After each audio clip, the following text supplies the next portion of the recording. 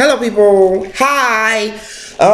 Okay, so this is gonna be a little short video because I wasn't even gonna do a video on this, but I kind of feel like I should say something since somebody asked me. I'm a little all over the world and all discombobulated and all off subject, so I'm really just trying to tell you guys I might be jumping around because it's like my mind is not here. I don't know what's going on with me today. But I want to talk about Beyonce and this formation and the race thing and the backlash and the good publicity, the bad publicity, and all that. I just basically want to say, as a young black man, excuse me, a young black gay man in America, I felt, especially during Black History Month, that she did an amazing job with bringing to the forefront these issues that keep trying to get swept under the rug, that keep trying to get glossed over, from police brutality to self-hatred to cultural appropriation to your loving your heritage to, I mean, she just put so many things in the song and video. It was like, oh my god, it's hard to keep up with all these issues that she's bringing, even for all the way back to Hurricane Katrina. I loved what she did, and she understands that she's one of the people who has the power to do that, and she used her power. What I don't like is I've seen so much blatant racism, not only doing her, but just, with everything that's been happening in the country the past few years. There's just so much blatant racism, and it's weird. And I didn't even realize a couple of my classmates were as ignorant and racist as they are until Beyonce did this. And they get on Facebook and they're saying the darnest things. I'm just like, oh, okay. Well, which is, I actually put a status up on Facebook. I think it was like a week ago or something. And I was like, if you're gonna be racist, be proud to be racist. Don't hide it. Let me know who I'm dealing with. Don't be in the closet racist. Step out. And I was, even though it sounded funny, and some people were like, laugh. A lot of people I was dead serious. I'm like, don't be, if you're gonna be racist, be proud. Say I don't like you niggas or something. And then I'll know where we stand with each other. But don't be, smiling and whatever, and we're good and we're cool. But then when serious issues pop up, all of a sudden, you're saying all these racist things and saying that what Beyonce did was insulting and disgusting. And I'm just like, explain. How's it insulting? How's it disgusting? One girl actually said, if it was the KKK and an all-white robes and stuff, and they got out there and performed and they were preaching pro-white, people would be all in arms. I'm like, you just missed the entire message right there. First of all, pro-black does not mean anti-white. Second of all, there would be no need for them to get out there and do that, because this country throughout its history has always been pro-white. So it's not as if people need a reminder, don't forget white people are here. No.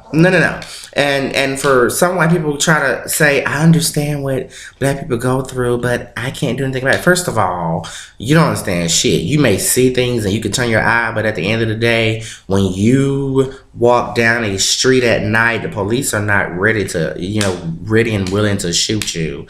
When you walk into a store, people don't follow you around thinking, oh, this white person is about to steal something. Or, when you go out and y'all be in Walmart with no socks and shoes on, just dirty, acting a damn fool, they don't call y'all ghetto, except me. I'd be like, yo, ghetto white ass trash. What are they doing over there, But they don't have to put up with some of the same things we put up with.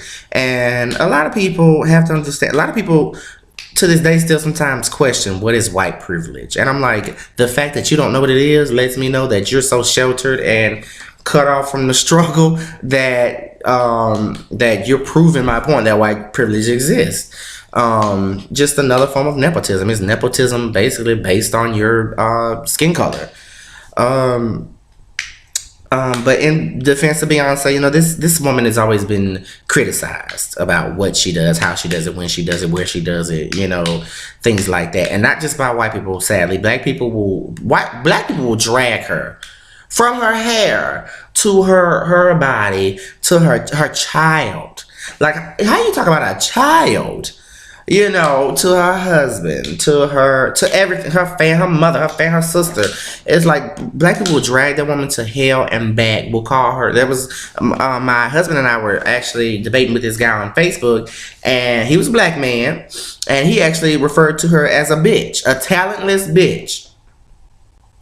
And so, you know me, I'm love Beyonce. So I was like, first of all, death list right there. He can just die.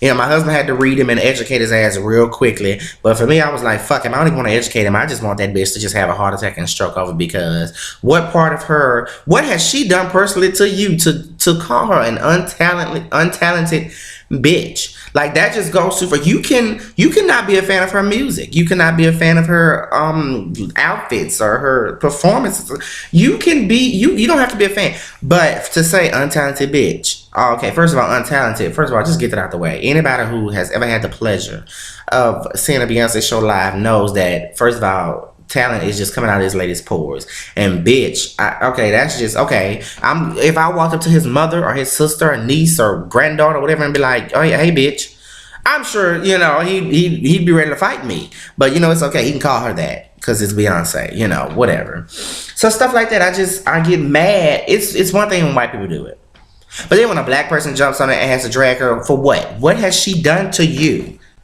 And then you're dragging her because she's bringing awareness to a cause. What are you doing? And I don't mean financially. You don't have to be rich. You can take your ass volunteer to soup kitchen. Build homes, habitats for humanity. You can feed the homeless. I mean, something. It does not always, you know, being charitable, people think money. Money is not the only charitable thing you can provide, you know. Some people just want a hot meal. I was actually just celebrating Mardi Gras with my husband, and we were in New Orleans, and you know, of course they're homeless people. It's a big city.